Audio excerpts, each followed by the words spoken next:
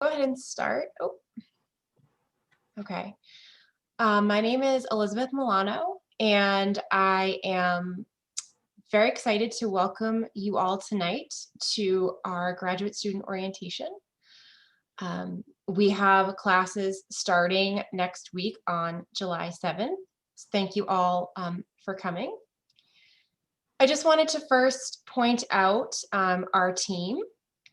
If you've been talking to anybody here, it might be helpful to put a face to the name. A couple of people I want to point out in particular. In the top left corner is Crystal Porter, who is our vice president, and she recently took on a new job responsibility. So I'm not sure if I'm going to get this title right, but it's, I think, Vice President of Enrollment and Marketing, I think it is. So we're super happy for Crystal. She's great. Next to her in the middle is Adrian Franchosi, who is the assistant vice president. And then the rest of the team is here, our administrative coordinator, all the enrollment counselors, and all of the advisors as well. So I wanted to let you all know how this presentation is going to be working. So at the very end, we will go into breakout rooms where you can chat one-on-one with an advisor. For some of you, it is your assigned advisor. For others of you who are non-matriculated students, it's a chance to talk with an advisor here who can answer questions for you. But in the meantime, as we prepare and as we go through the presentation, we would love to just sort of get a sense of who's here. So if you could just enter into the chat what your name is, where you're from, and what program you're in, that would be great. So you can get a sense of, your colleagues who are on the call, and then it will make the breakout room at the end that much better.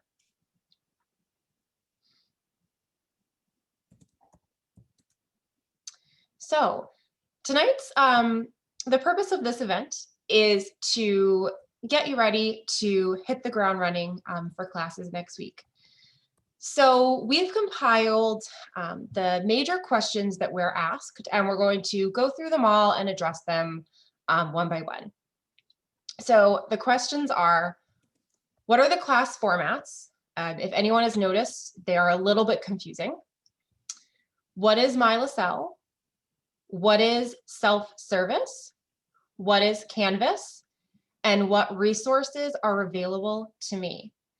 So the very first question is, what are the class formats? And for that, I'm going to hand it over to Siobhan Coleman, who's an enrollment counselor here with us and who you may have had the pleasure of working with. Hi, everyone. Thanks for joining us this evening. So we have a few different types of course formats. The first is a full semester hybrid course that is 16 weeks long. It meets in person every other week. And this is when someone refers to the main session, this is what they are talking about. When you are looking to register for classes, you want to make sure that your courses don't meet on the same night if you are taking two main session courses, because they would meet at the same time. You are given the day of the week that your course will meet on campus when you first register, so you will be aware of that.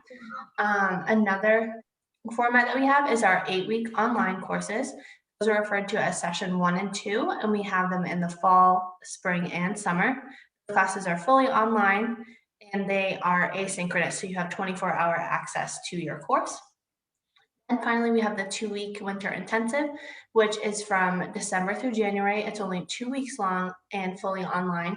You are only able to take one winter intensive course at a time. And lastly, we have education courses are the outlier. They are only 8-week courses, but they are on campus for 3 weeks and online for 5.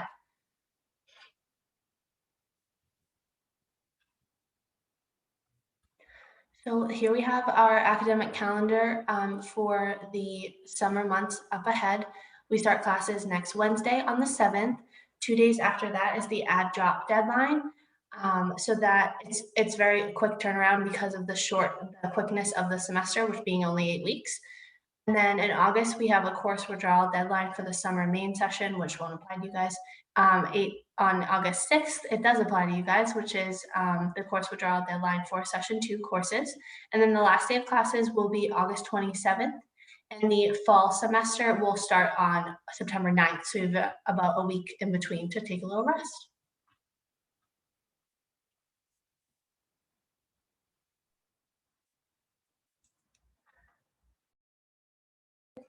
Awesome. Thank you, Siobhan, for all of that. You explained the courses perfectly. So the next thing that we're going to go through is Mylacell, which most of you, if not all, have already been on because it's typically how you get to registering for your classes.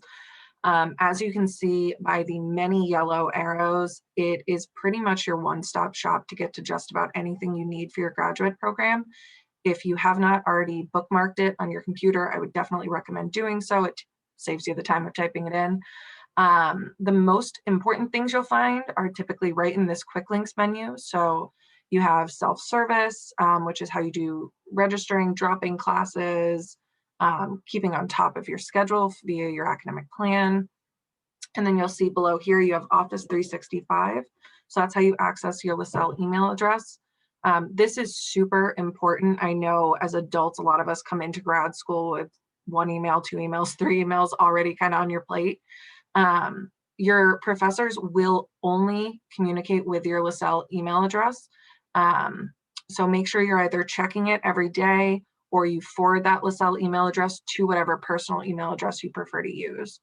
And then you can see just down further on the list, there's Canvas. So to get to your classes, a directory, and at the bottom is Starfish, which is how you can schedule appointments with either Amanda, Centoya, Elizabeth, or myself. And then there's just more information. I definitely recommend you kind of poke around. You can find the academic calendars, the course schedules, information on every office at Mylacell, parking information, really just about anything that you are looking for.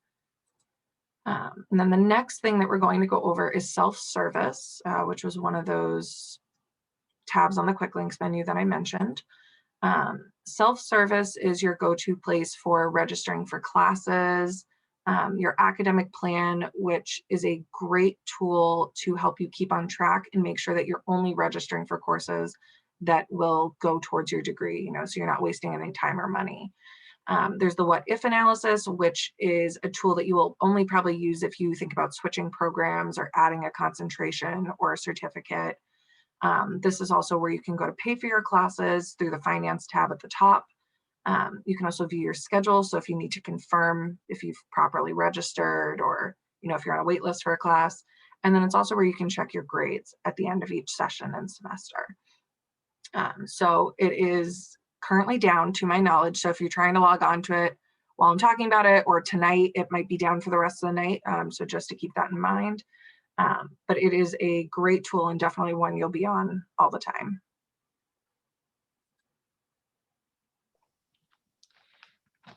So I am going to talk a little bit about Canvas. Canvas is where you go to do your classes. Some of you, since a lot of learning has taken place online, may have already done an online course during the pandemic at some point. Maybe you've already used Canvas or something similar. So the way you reach Canvas is you go into Mylacell, and over on the left-hand side in the quick links menu, you will see a little button to click right into Canvas, and that's how you go in. When you're in there, you will have a dashboard, and everybody's dashboard is going to look different because it's dependent on how many classes you're taking and what classes they are. So when you log into Canvas, you have a dashboard, and every single class looks like a little square. And in order to sign into your class, you just click right into the square and you're in the class. What we have in front of us on the screen here is a self-paced Canvas tutorial that we've set up, and it's set up to mimic a class. So this should be on everybody's dashboard and it will never go away. So you click into it and you can basically play around in it as if you're in a class. You can submit assignments, quote unquote. You can take a quiz. You can, see how to check your grades and things like that. So we definitely suggest taking a look at this and referring back to it as you need throughout your program.